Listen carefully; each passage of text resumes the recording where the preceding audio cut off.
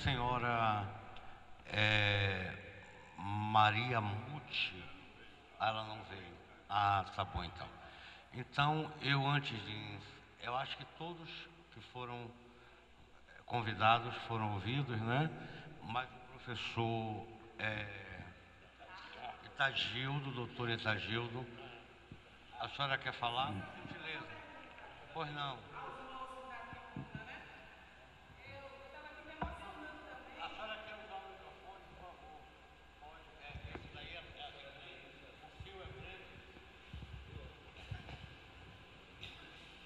Professora Deilza Amado.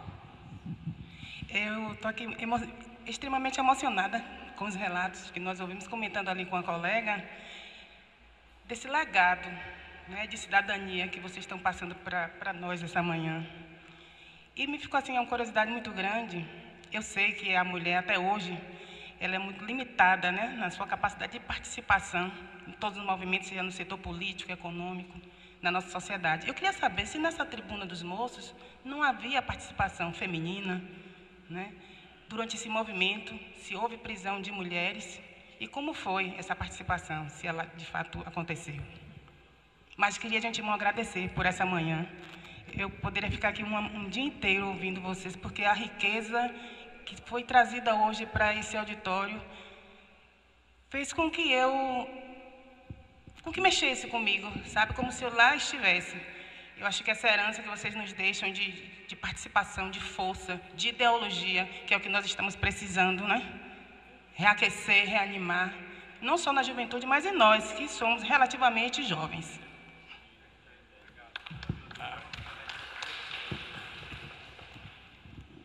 Bem, respondendo a pergunta, em 64 foi interrompida uma série de projetos que nós tínhamos.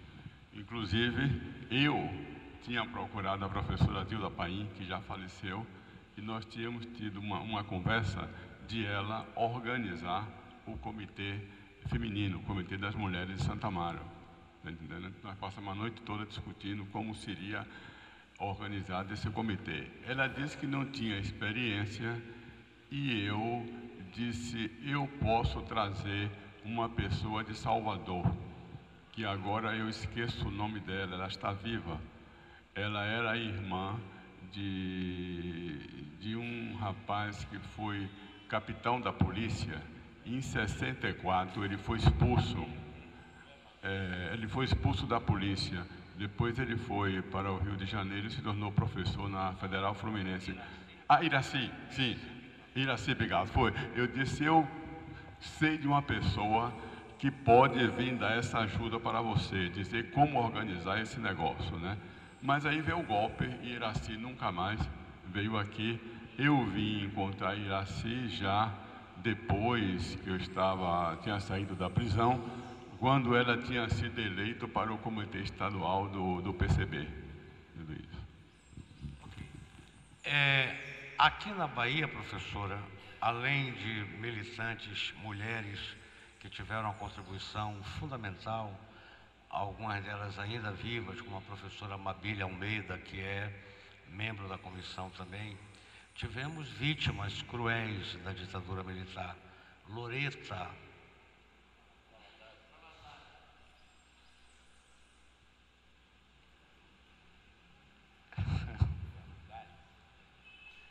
que sofreu muito.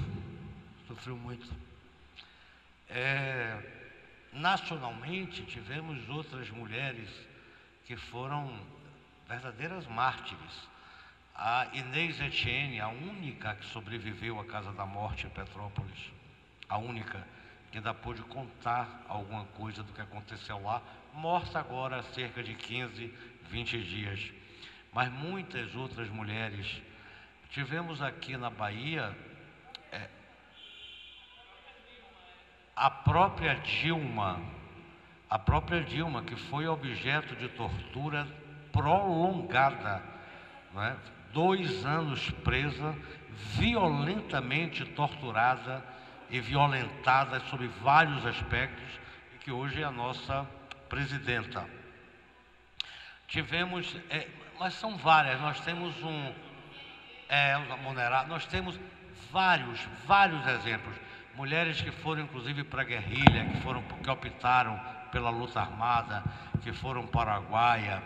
Temos aqui a atual desembargadora Sara Brito, que também foi presa e perseguida politicamente, hoje é desembargadora do TJ aqui, foi juíza de Santo Amaro. Então, várias mulheres, que tivemos mulheres que, além de serem perseguidas, perderam e até hoje não encontraram os seus maridos, como, por exemplo, a da aplicação Mariluce, né? Gildo Lacerda, Gildo, que foi o marido de Mariluce da AP, que foi também, foram violentamente perseguidos. Ele até hoje é um desaparecido político.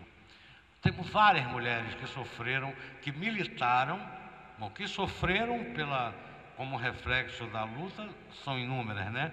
Tantas mães, tantas filhas, tantas mulheres, namoradas e noivas. E que militantes mulheres, houve muitas mesmo. Se a senhora, professora, tiver interesse específico em conhecer nomes, a Comissão Nacional da Verdade, o Grupo Tortura Nunca Mais, a Comissão Estadual, nós temos um levantamento por nomes de N brasileiros e brasileiras, onde essas mulheres podem ser também identificadas. Foram muitas as mulheres. Aqui na Bahia, aquelas duas irmãs belgas ou suecas, Rose, e que acabaram sendo deportadas de volta para a Suíça, né? Mas que foram estudantes do Central e que militaram também como a Diva Santana, que é irmã cuja irmã também foi vítima, caiu na guerrilha do Araguaia. Luzia Ribeiro, aquela que mora em Itapuã, que nós ouvimos também. E eu tinha me lembrado de uma outra coisa de mulheres que agora... Diná, aquela heroína da guerrilha do Araguaia, inclusive ela foi minha colega na geologia. Nós fizemos o primeiro ano junto. Eu fui embora, depois eu soube que ela foi para a guerrilha com o marido Monteiro e os dois morreram na guerrilha. E ela morreu na guerrilha, Diná. E freiras, algumas freiras que foram também estupradas, mortas, violentadas e que militavam politicamente, especialmente em São Paulo, né? Na época de Marighella e na época de Marighella. Bom, mas são muitas a contribuição da mulher. A Ana Montenegro, que morreu também relativamente há pouco tempo, militante do partido durante anos e também sofreu muito. Morreu recentemente a Armênio Guedes, a ex-esposa do Armênio Guedes também, que foi membro do Comitê Central do PCB. Olga, então aqui está sendo lembrada aqui Olga. Mas enfim, são muitas as mulheres, mas é excelente a intervenção da senhora professora, porque nos permite, né, fazer esse reparo, não parecer que a mulher foi completamente ausente desse processo, lá ao contrário. Muito bem, eu vou passar a palavra ao professor doutor Itagildo e depois nós encerramos. Somente para agradecer o privilégio de hospedar vocês aqui nessa manhã e dizer que é muito importante isso que tenha ocorrido no Teodoro Sampaio, porque é daqui que saiu todo o movimento de resistência de Santo Amaro. E partiu a partir do momento, e eu tenho 38 anos de professor aqui, mais o tempo que eu passei de estudante, no Grêmio Estudantil João Doria Gomes. Foi a grande semente disso. E eu me lembro, eu fui vice-presidente do Grêmio Estudantil João Doria Gomes, na gestão de Amaro Salles, e nós recebemos naquela época a visita de um jovem professor em Salvador, estudante, que vinha e a gente arrecadava a carteira de estudantes que a gente vendia, era separado uma parte e a gente fazia festa aqui, Raul Seixas cantou aqui, em benefício do Grêmio, e a gente arrecadava dinheiro e entregava a esse estudante, professor que vinha lá de Salvador. E tinha um sujeito meio incrédulo no Grêmio, João Dória Gomes, que dizia: esse cara, quem é que garante que esse cara dá o dinheiro mesmo para a SEB, que era a Academia Cultural dos Estudantes da Bahia? E a gente tem que confiar na clandestinidade, a gente vai ter que confiar. A coisa era clandestina. E esse jovem professor estudante chamava-se Marcelo Cordeiro. Marcelo Cordeiro, que era o presidente da SEB. E aí o que é que aconteceu? Durante todo esse período, o João Dória Gomes foi o grande centro formador, tanto à direita quanto à esquerda, das lideranças políticas de Santo Amaro. Do João Dória Gomes saiu Genebaldo Corrêa, saiu João Melo, ex-prefeito, Raimundo Pimenta, ex-prefeito, eu, vereador, Siginaldo Vigas, ex-vereador comigo na Câmara de Santo Amaro. Então era o centro formador de opinião da estudantada em Santo Amaro. Tinha a bancada que ganhava todas as eleições, chamava bancada independente. Por que era bancada independente? Porque tinha outra bancada que era da direção do colégio, que nunca conseguiu ganhar. Nunca. O professor Walter Antônio Nascimento Bucão, que o codinome no Partido Comunista era Vanasbu, não sei se você se lembra disso, foi vereador aqui em Santo Amaro. Então eu gostaria de fazer homenagem a essa pessoa jurídica que é o Grêmio Estudantil João Dória Gomes, que há 10 anos, colega Reneildo, eu tento reabrir aqui e não consigo. Consigo até regimentar, porque os alunos estão totalmente desmobilizados. Hoje eu trouxe uma sala minha aqui. Uma sala minha, graças a Deus eu tenho alguma liderança com os alunos. Não, vamos lá, vocês precisam tomar conhecimento. E deixei de dar aula, vamos para lá. Mas aí outra sala que eu chamei, minha mãe ligou agora que a água está entrando lá em casa. Ele vai embora. Tem um pessoal que fica aqui, que saiu antes, porque tem que pegar o transporte para ir para o interior do município, que vem de ônibus, transporte escolar. Eu não posso mantê-los aqui. Mas gostaria que eles ficassem. Gostaria para ele aprender. Não dizer, a Clemenceau dizia que política é o convívio harmônico dos contrários. Aqui se permite que os contrários sejam questionados. Está entendendo? Quando eu entrei aqui em 1964, a grande perda nossa vai perder o professor Antônio Gomes Trigueiro, que seria nosso professor de matemática. E quando 20 anos depois, que eu e o professor Jorge Portugal, que saiu daqui do Grêmio Estudantil João Dória Gomes, encontramos eles no almoço lá na casa de Portugal, e Portugal disse assim: Trigueiro, você é o herói da nossa cidade. É o herói da nossa cidade. Porque eu fui vizinho, Trigueiro jovem, dentro da minha casa. E eu posso dizer isso porque meu avô e meu tio, José Nery Mesquita, era da UDN. E meu pai era petebista fanático, janguista, getulista. E eu me lembro, Pedrinho, quando o prédio velho de seu pai lá do hospedava o sindicato em frente à minha casa, na rua direita, no dia do golpe, meu pai recebeu da mão, não sei de quem, não sei se foi Milton Oliveira, uma caixa cheia de uma revista chamada União Soviética, que era para ser distribuída aqui. E meu pai cavou o buraco no fundo e enterrou a coisa, pode deixar que eu dou jeito, enterrou aquela revista. Meu tio, que era da UDN, foi lá: você é maluco? Você é funcionário federal? Você quer perder seu emprego? Mas também, ao mesmo tempo, eu gostaria de render homenagem a um homem da direita, que chamava-se, o chefe da direita de Santo Amaro, que chamava-se Aderbal Mascarenhas Cardoso. Muita gente critica, eu já tive a oportunidade de discutir isso, a posição do Major Garcia. O Major Garcia, em 4 meses, saiu de tenente, sargento do Exército para major, em 4 meses. Prendeu, mas ele preveniu muita gente.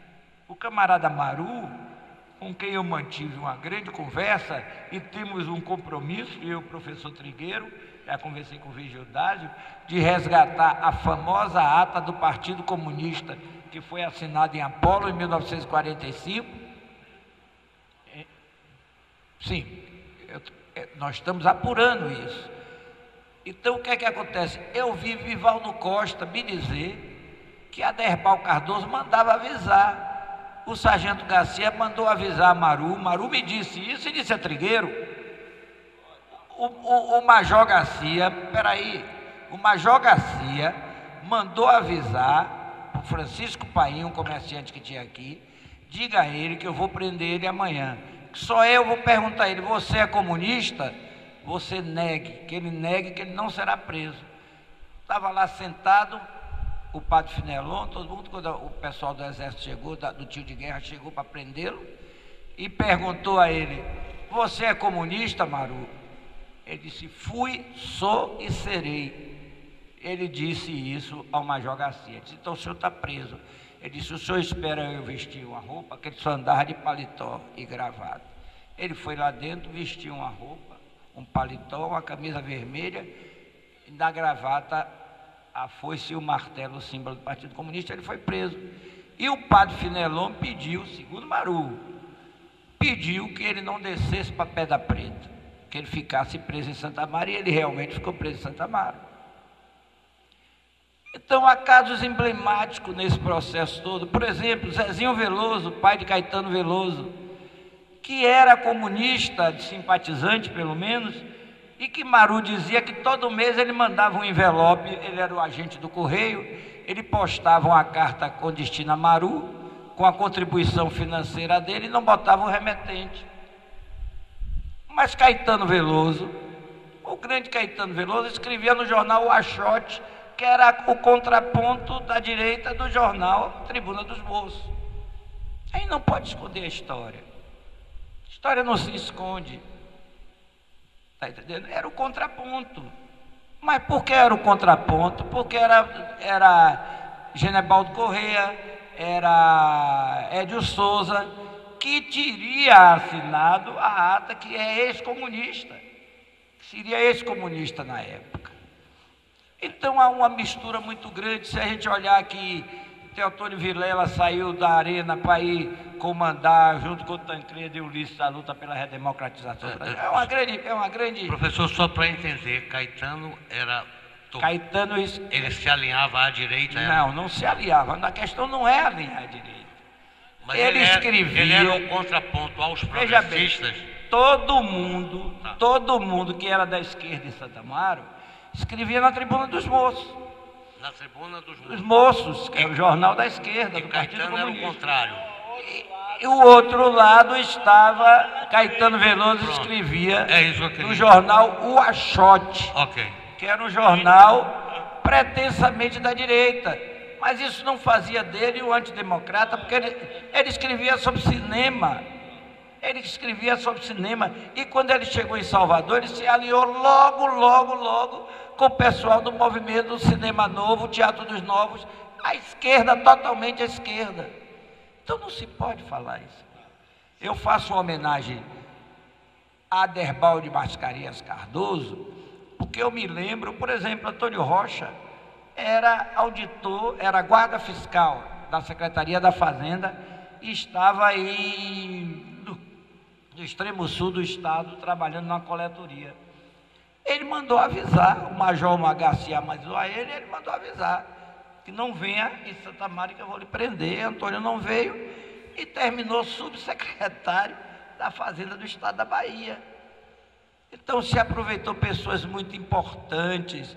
A luta aqui foi renhida. Esse colégio aqui era um colégio que era o centro da juventude. Daqui saiu Antônio Trigueiros, daqui saiu Luciano Lima, professor Luciano Lima, orientador de mestrado da UFBA, daqui saiu Jorge Portugal, daqui saiu Roberto Mendes, daqui saiu Eduardo Tadeu. Então esse colégio é Manuel Araújo, muito bem, é Manuel Araújo. Emanuel Araújo, em 1961, teve a semana... Não há dúvida que aqui foi um grande celeiro. Celeiro, a Semana de Arte Moderna de Santa Amaro. Caetano Veloso era pintor, junto com Emanuel Araújo.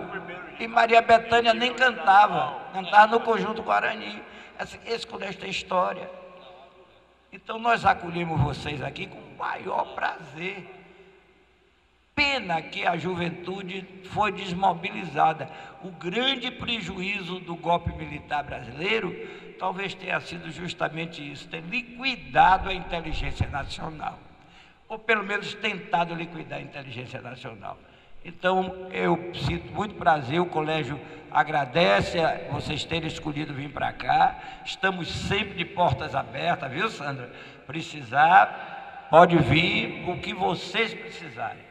Nós temos sala de áudio e vídeo, se quiserem fazer audiovisual, se quiserem fazer pregação junto com os estudantes, está aberto inteiramente. É um prazer ter vocês aqui. Olha,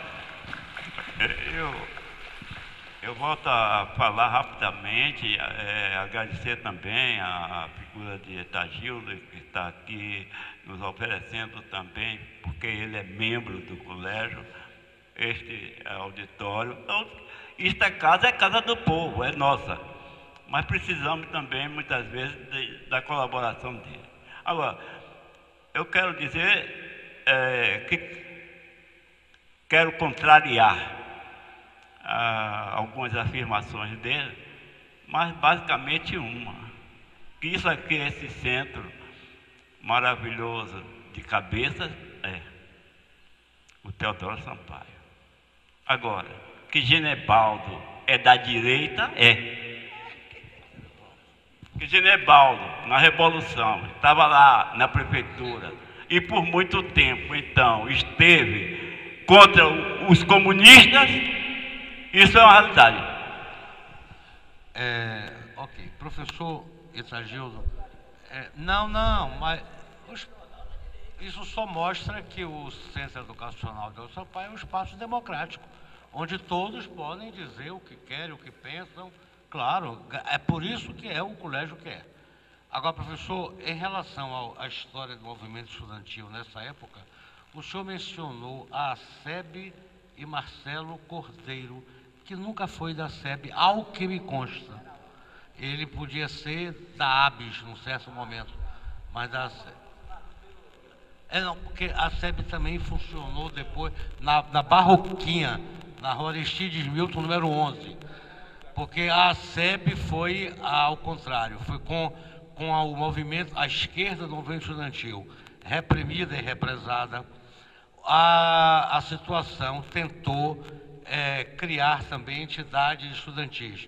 A SEB surge com essa inspiração da direita, direitista.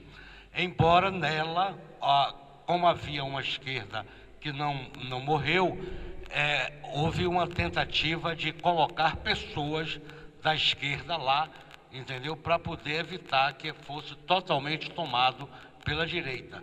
Então, a diretoria, a primeira diretoria da SEB e a segunda, já foram criadas assim. Predominava a direita estudantil, mas havia um braço, um tentáculos da esquerda para fazer o contrapeso. Mais ou menos o que aconteceu com a Igreja Católica, com os remanescentes da Ação Católica e o movimento do Cursilho da Cristandade. A Ação Católica, percebendo a enorme alienação que representava os cursilhos, mas enfim, colocava pessoas, cristãos, católicos, politizados, para tentar fazer um contrabalanço. Então, um trabalho de contra-espionagem, mais ou menos.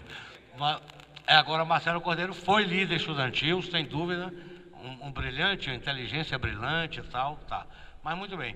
Pessoal, nós queremos agradecer enormemente ao Centro Educacional Teodoro Sampaio, que mais uma vez, com essa atitude aqui, reafirma a sua vocação de um colégio público democrata, voltado à formação de jovens, e que tem, portanto, produzido frutos tão grandiosos, não é? Para a cultura baiana. Agradecer enormemente a Siginaldo, a Luísio, ao Trigueiros, ao Odissei, a todos que vieram aqui, a diretora Nayara do colégio, agradecer a todos a enorme receptividade, a disponibilidade. Sem essa generosidade de vocês, isso não teria sido possível. Então, é mais um serviço público que presta. A Comissão da Verdade gostaria de fazer muito mais, mas, lamentavelmente, criada pelo governo do Estado, não tem recebido desse mesmo governo a garantia, o aporte, o apoio operacional para a sua atuação. De forma que mesmo essa audiência é feita com esforço pessoal, que a ajuda é praticamente extraída a fórceps da administração pública para que se possa ter um ônibus para trazer o pessoal aqui. Mas, enfim, nós estamos fazendo o possível, gostaríamos de fazer muito mais, mas vamos deixar tudo isso registrado. E, professor, já que o senhor tem mecanismo de videoaula aqui, se o senhor quiser, para os seus alunos, ter depois uma cópia da filmagem, da gravação, para o senhor fazer uma exibição aí coletiva, nós estará à sua disposição, tá? Então, pronto. Então, agradecer a todos, também a equipe técnica da Gugu, que veio aqui para fazer a filmagem, a gravação, ao som. E antes de passar para a Cláudia, eu só queria dizer que desses frutos que o Colégio Teodoro Sampaio produziu, o professor Itagildo referiu-se agora a um que eu não posso deixar de pontuar, que na minha concepção, se nós formos escolher as três grandes expressões da arte brasileira, uma dessas três é para mim o que ele mencionou, que é Roberto Mendes.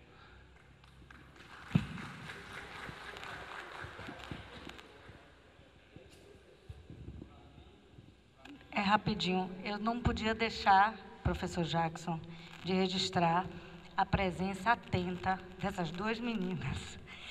Porque em épocas de... Eu até me emociono, porque eu também sou professora. Em épocas de WhatsApp, de selfie, de Facebook, elas duas... Eu estava toda hora olhando para trás, atentamente, sem nenhum momento olhar celular, sem desviar o olhar. Então, essas duas alunas, professor, merecem essa referência. Claro. Tá bom, então. Então, muito obrigado a todos e estamos sempre à disposição de todos também.